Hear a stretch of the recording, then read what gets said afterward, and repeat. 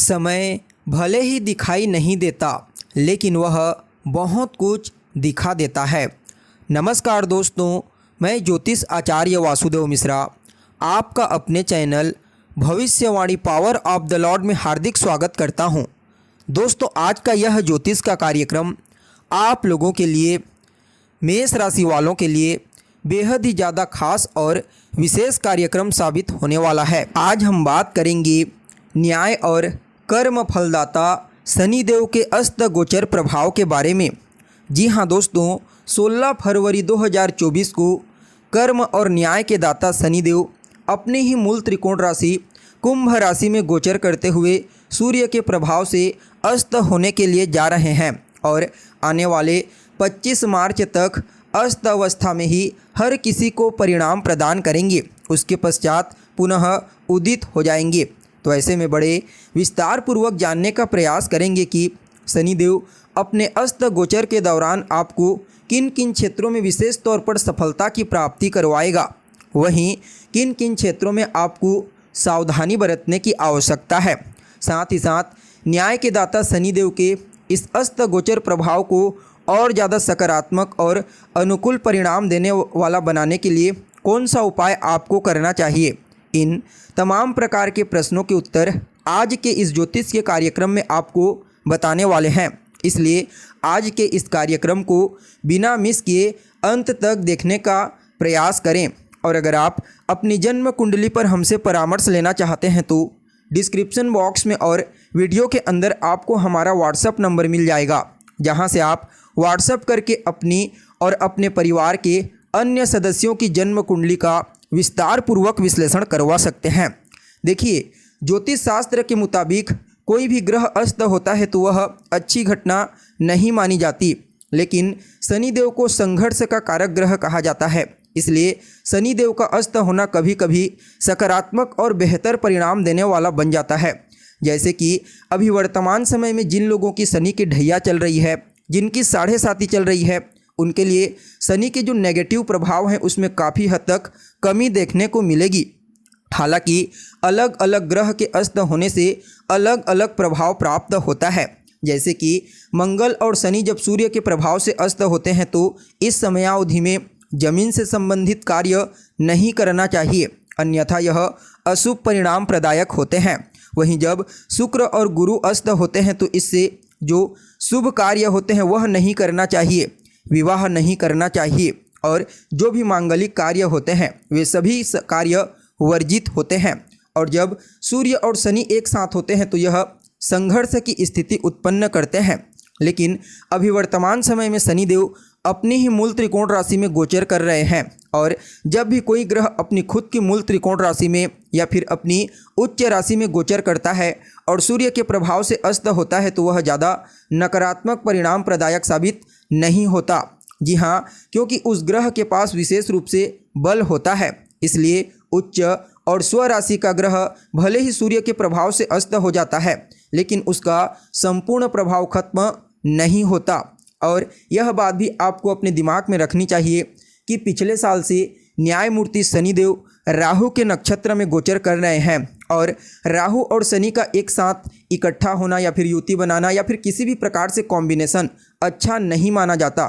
लेकिन यहाँ पर एक प्लस पॉइंट यह होगी कि जब शनिदेव अस्त होंगे तो राहु के जो नेगेटिव इफेक्ट शनि के द्वारा आपको प्राप्त हो रहे हैं उसमें काफ़ी हद तक कमी आ जाएगी। देखिए, कोई भी ग्रह अस्त कैसे होता है तो आज से कई हजार साल पहले हमारे ऋषि मुनियों ने, एस्ट्रोनॉमर्स ने, जैसे कि महर्षि पराशर, वराहमिहिर, इन्होंने बता दिया था कि कौन सा ग्रह सूर्य के करीब आता है या फिर सूर्य से दूर जाता है तो अस्त होता है, कितने डिग्री के अंतराल में।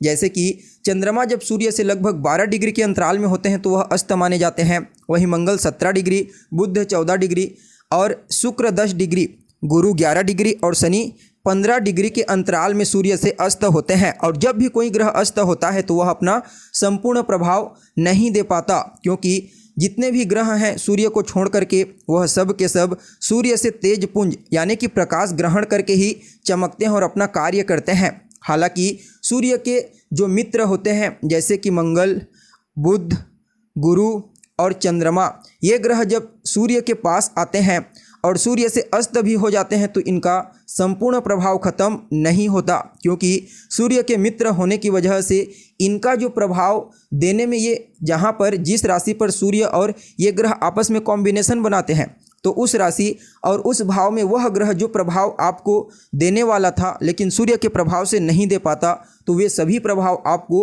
सूर्य प्रदान करने लगते हैं उस ग्रह के बदले में, क्योंकि वह उसका मित्र ग्रह होता है। फलतः यहाँ पर आप समझ सकते हैं कि जो अस्त गोचर होता है वह हर ग्रह के लिए खराब नहीं होता और सभी के लिए अच्छा नहीं होता। और ये जो शनिदेव हैं सूर्य देव के पुत्र हैं। जी हाँ, शनि और सूर्य आपस में पिता पुत्र हैं। फलतः जब भी पिता के पास कोई उसका पुत्र जाएगा तो ऑटोमेटिक उसके बल में वृद्धि हो जाएगी। तो ऐसा ही होता है। यहाँ पर सूर्य से भले ही शनिदेव अस्त हो रहे हैं लेकिन इनके प्रभाव में विशेष रूप से वृद्धि हो जाएगी और यह आपके लिए अभिशाप नहीं बल्कि वरदान की तरह कार्य करेगी। ऊपर से शनिदेव अपनी खुद की मूल त्रिकोण राशि में है तो फिर कहना ही क्या। देखा जाए तो आप लोगों के लिए यानी कि मेष राशि वालों के लिए न्याय और कर्म के दाता शनिदेव आपके 10वें भाव और एकादश भाव के स्वामी बनते हैं और सूर्यदेव आपके 5वें भाव के स्वामी बनते हैं। 5वां भाव एक त्रिकोण का भाव होता है और 10वां भाव केंद्र का भाव। फलतः सूर्य और शनि का एक साथ कॉम्बिनेशन, एक साथ युति बनाना कहीं न कहीं केंद्र और त्रिकोण नामक राजयोग को जन्म देगा।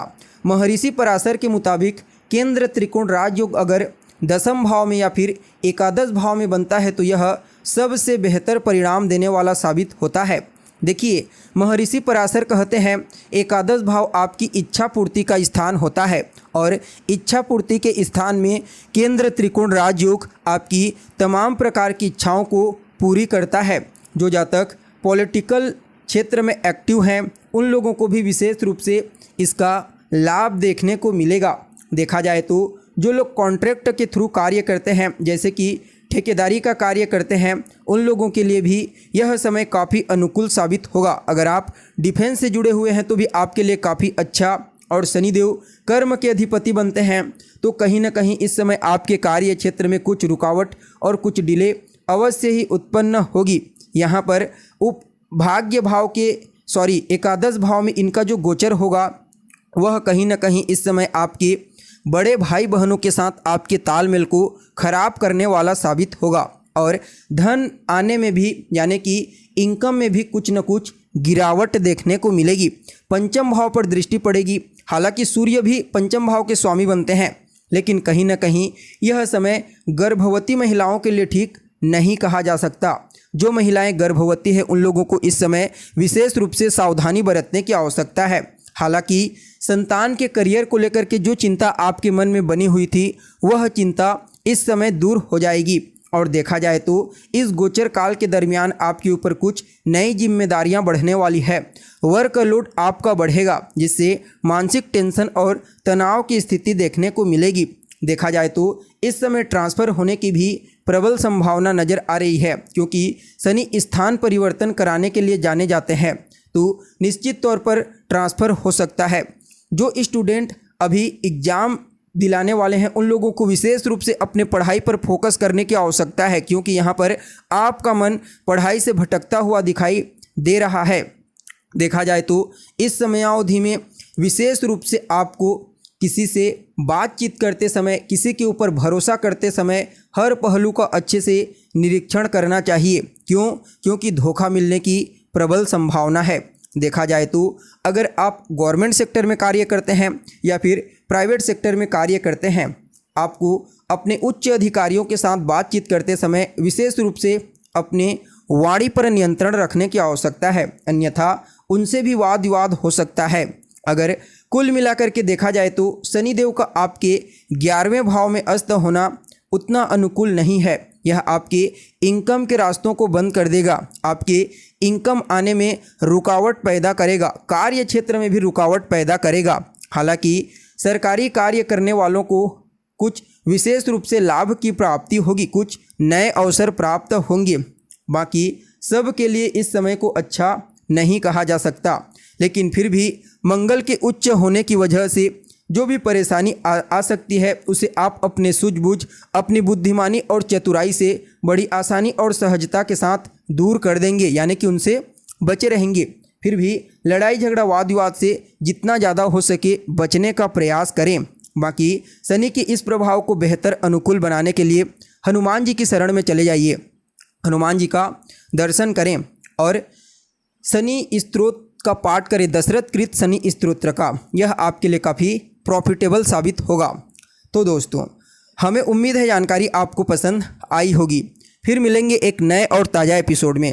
तब तक के लिए आप हमें इजाज़त दीजिए। नमस्कार।